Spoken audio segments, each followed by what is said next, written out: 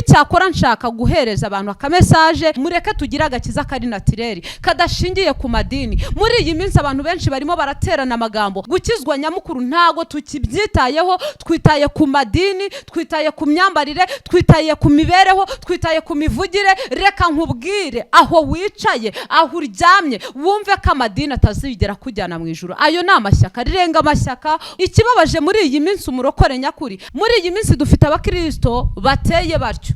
Umukristo akaba yakirukanka agasengera umuntu, ariko we nyirizina yaterwa akananirwa kwitabara. Reka mbabwire mwa bakristo mwe, wa murozi wahuri, reka nkubwire, ubwo burozi bwawe nushaka ubujugunye, ndabizi ushobora no kuntuma inkuba. Reka mbikubwize mukuri, benshi banywera mu kabari bakataha banezerewe.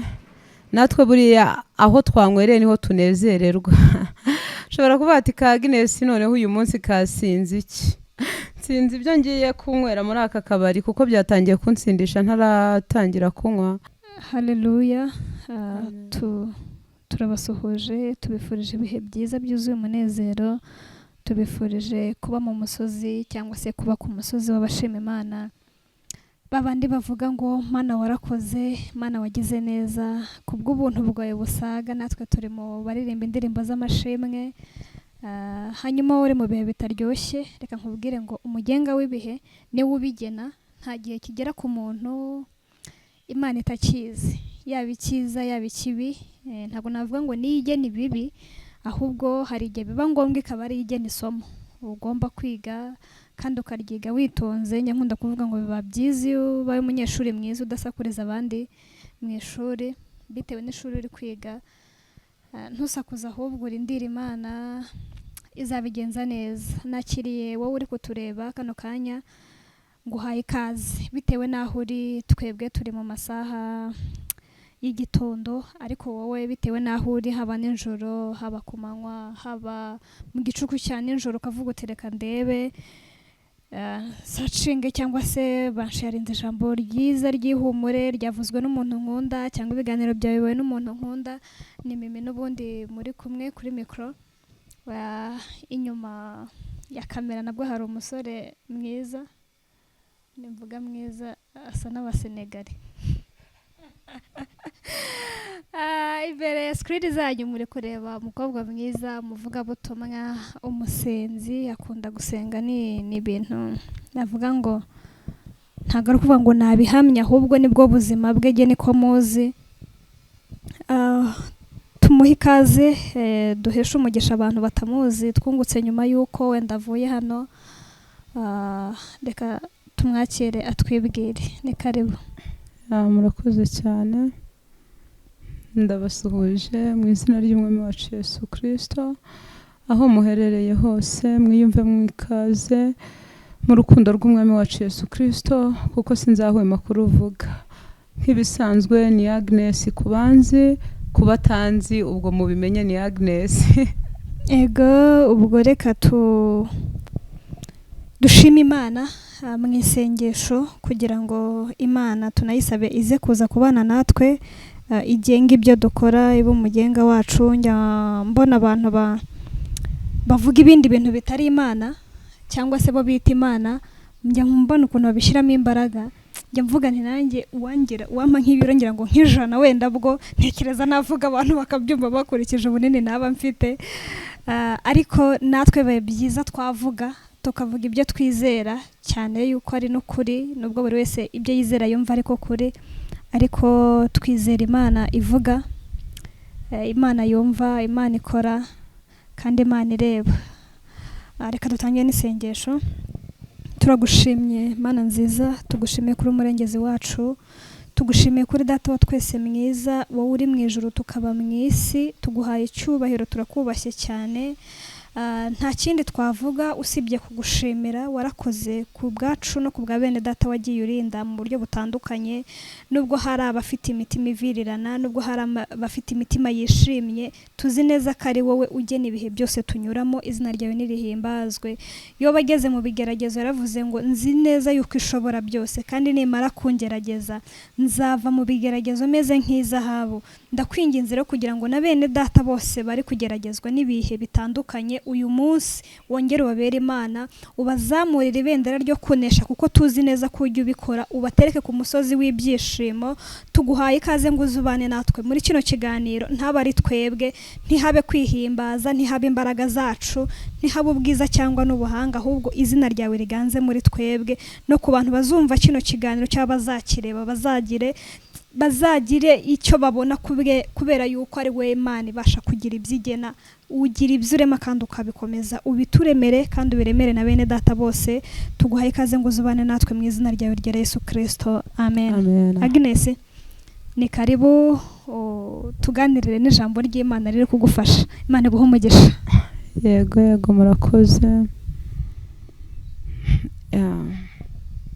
Mbere y'uko ijambo ry'Imana ndivuga, reka turirimbe indirimbo ivuga ngo nyuma y'uko ubuki buryoha, njye nasanze Yesu aburuta, araryoha bimwe birenze. Nuko nyirangije nyivuga. Ubu se ndacyabaririmbiye iki? Nyuma y'uko ubuki buryoha, njye nasanze Yesu aburuta, araryoha bimwe birenze, gira amatwi kuryeho wumve. Amen. Imana yacu nishimwe. Nari mvuze ngo gira amatwi kuryeho wumve, byashoboka kuba tugiye kuryaho tukumva. Kuko inshuro nyinshi benshi banywera mu kabari bakataha banezerewe, natwe buriya aho twanywereye niho tunezererwa. Ushobora kuvuga ati ka Agnes noneho uyu munsi kasinze iki? Sinzi ibyo ngiye kunywera muri aka kabari kuko byatangiye kunsindisha ntaratangira kunywa. Ngira ngo murabibona nyine ndi kureba nk'umuntu watangiye kubisinda, ariko icyambere nuko umwami wacu Yesu Kristo dukunda. Wikigirira nabi, nkubwire wowe ufite umugambi wo kwiyahura, have. Imana iragukunda. Hari ushobora kwivutsa ubuzima, ejo ari wowe wari kuzaba umuntu ukomeye. Ushobora kwivutsa ubuzima, ejo ari wowe wari kuzakomeza abababaye. Have wikigirira nabi rero mu byo utekereza ibyo ari byo byose. Mbonereho kubwira abakobwa baba baratunguwe no gutwara inda, ntabwo icyo ari igihe cyo kuyikuramo, oya, ahubwo ni igihe cyo kubwira Imana igatanga ubushobozi bwo kurera uwo mwana. Buriya akaba kinazemo, ntimugapfe kumva mvuze gutyo mugire ngo suko hari utuntu mba ndi kubona nyine tw'uducenga hagati muri twebwe, ariko ntago ari cyo gihe cyo gukuramo inda mw'abakobwa mwe, ahubwo abo baziranenge nimubarere neza kandi mubabwire ko mubakunda. Ndagira ngo twinjire mu ijambo, ariko twinjire mu ijambo muri wowe wumva ufite ubumwe na Yesu Kristo, muri wowe wumva hari indi ntambwe ukeneye gutera mu bijyanye n'agakiza. Kuko nari mvuze icyo kintu cyo gukuramo inda, benshi muhise mubyumva nyine kuko hari umuntu ubifitemo gahunda. Ashobora kuba ari wowe cyangwa ari undi, ariko njye ndabibona ko hari umuntu ubifitemo gahunda. Have iyo ndi itaguhitana n'ukuri. Byongeye kuri ibyo ngibyo, ndagira ngo nkubwire, uwo mwana ushobora kuba ugiye kugirira nabi niwe muntu ushobora gufata iya mbere wo kuzaguherezaho kurara. Have pe wikure mu iyo nda, ndagusabye. Mana urihariye, reka mu ijambo ryawe ryongere twubakike. Urakoze rero kuri muri ryo kandi ushoboye gukora byose ni mu izina ryawe, amen. Haleluya. Reka twihuse turebe ijambo ry'Imana. Ijambo ry'Imana tugiye gusoma ni ijambo riri buboneke mu Mubwiriza ibice byaho ni 10. Ni ijambo dushobora kuba tuzi cyangwa se dushobora kuba tugiye kumva ubwa mbere, simbizi, biraterwa nuko uri buryumve. Ijambo riboneka mu Mubwiriza ibice byaho ni 10, turahera ku murongo waho. Reka mvuze 11 naba mbisheho, reka duhere ku murongo waho wa 9 nibyo. ko numva se message zose ziri kuza zirahera ku murongo w'8 buriya mumbabarire rwose, reka duhere ku 8. 8 haranditse ngo ucukura urwobo azarugwamo kandi umena urugo inzoka izamurya. 9 ucukura amabuye azakomeretswa nayo, n'uwasa inkwi zimushyira mu kaga. 10 intorezo iyo igimbye nyirayo ntayityaze aba akwiye kuyongera amaboko, ariko ubwenge bugira akamaro ko kuyobora. 11 umugombozi iyo ariwe n'inzoka atigomboye aba yari amaze iki? Mwakire neza ijambo ry'Imana. Amen, amen. Iri jambo ry'Imana riratubwiye ngo ucukura urwobo azarugwamo. Ndagira ngo nkubwire mugenzi wanjye ko urwobo urimo gucukura byanga byakunda uzarugwamo.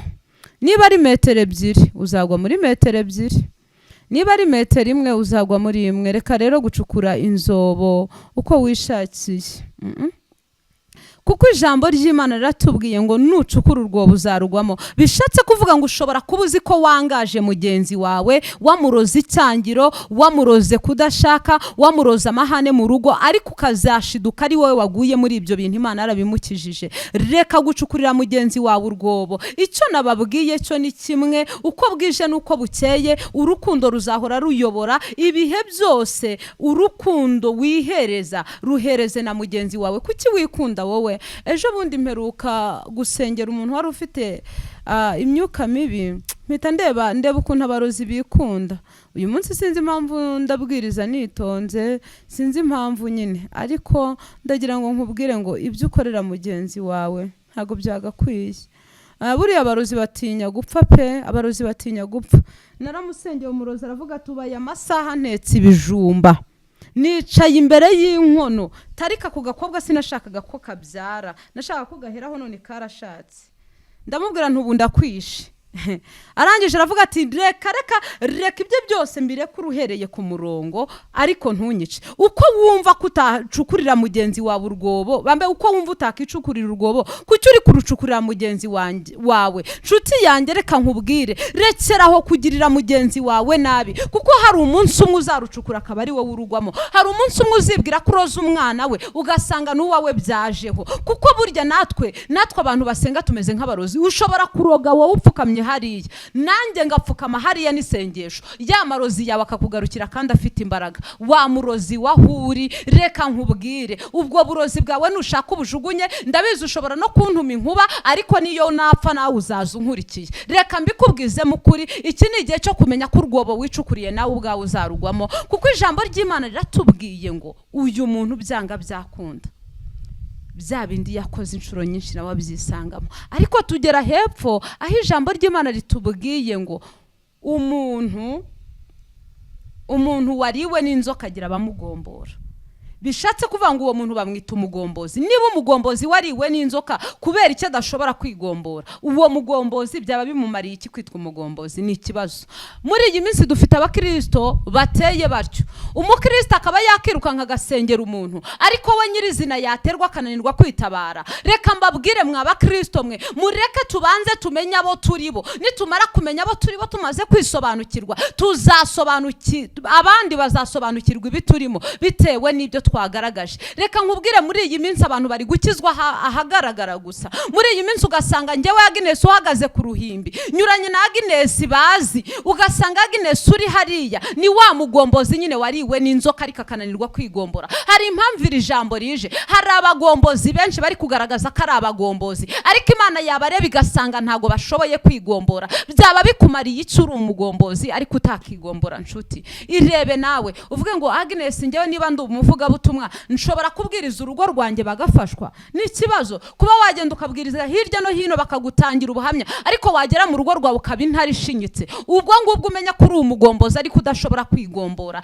Birashoboka ko ushobora kuba wabwiriza abantu bagafashwa, ariko muri wowe umutima wawe udafashwa. Bishatse kuvuga ngo wowe umuntu wawe w'imbere ameze nk'uwapfuye kera. Ntago wagombora, ntago wakigombora. Ugombora abandi nyamara wowe ntiwigomboye. Ndagira ngo nkubwire ufate igihe cyo kwisengera. Muri iyi minsi abantu benshi bari kujya bashingira kuri bene wabo, akavuga ngo njyewe ntegereje isengesho rya pasiteri. Umunsi pasiteri yavuye mu mubiri se bizagenda bite? Umunsi kanaka wagusengeraga yahagaze se bizagenda bite? Mureke mbabwire twige kwijajabira. Nawe munyamasengesho ahuri, ureke kumva ko uzatungwa n'indamu z'abandi. Nawe ubwawe ni wigombore. Shyira amaboko hasi ukore. Reka mbabwire abantu benshi babaye marine mu buryo bw'umwuka. Dusigaye twirwa tuvuga ngo njyewe ndasenga nicyo kizangaburira. Reka nkubwire wa muntu we, reka nkubwire ntago ubwo ngubwo we wigombora, ahubwo ugomborwa n'abandi. Iri jambo ritubwiye ko umugomboza ahava akagera agomba kwigombora. Niba rero ugomborwa n'abandi bitewe na kamere yawe, bitewe hari abantu bafite ubwenge bw'isi. Kuri iyi minsi hariho tekinike zitandukanye. Nge ngakoresha ubwenge bw'isi nkakubwira nti kugira ngo ubone ibi n'ibi nuko ugomba kumpereza ibi n'ibi. Wa mugombozi we wumve kutari kwigombora. Umugombozi nyakuri ni wa mugombozi ucurika gasenga bikava mu mbaraga z'amasengesho ndetse no mu mbaraga zo gukora. Ariko inshuro nyinshi wumva kuri kugombora abandi wowe utigombora, wumve yuko imbere y'Imana nta gaciro ufite. Reka rero mbonereho kubwira abantu muri iyi minsi turimo turahagarara ku mashyaka y'amadini. Nge mbyita amashyaka. Nkubwira ngo ntago ubwo uri kwigombora, kuko iryo shyaka wowe uzapfa risigari. Nta muntu ndabona wapfanye n'idini ngo arimanukana arigeraneyo. Icyakora nshaka guhereza abantu akamesaje, muntu uzagenda ugapfa uzaza umbwire ngo nge nageze mu ijuru, ngewe ngikuzimu, kugira ngo tumenye idini rizajya mu ijuru ryari ryo. Icyo kintu ndumva ngishaka. Nihagirirwa umuntu uzabasha kugira izo mbaraga gapfa, azagaruka mbwira ayo mahirwe nanjye wenda nyakurikire. Ahari nshobora kuba idini ndimo narayobye, ariko nshuti zanjye bakundwa, mureke tugira agakiza kari natireri kadashingiye ku madini. Muri iyi minsi abantu benshi barimo baraterana amagambo, ariko igikorwa nyamukuru, gukizwa nyamukuru ntago tukibyitayeho. Twitaye ku madini, twitaye ku myambarire, twitaye ku mibereho, twitaye ku mivugire. Reka nkubwire, aho wicaye, aho uryamye, wumve ko amadini atazigera kujyana mu ijuru. Ayo ni amashyaka. Rirenga amashyaka ukizwe by'ukuri, kuko iri jambo ry'Imana navuga ko rije kugira ngo rituburire.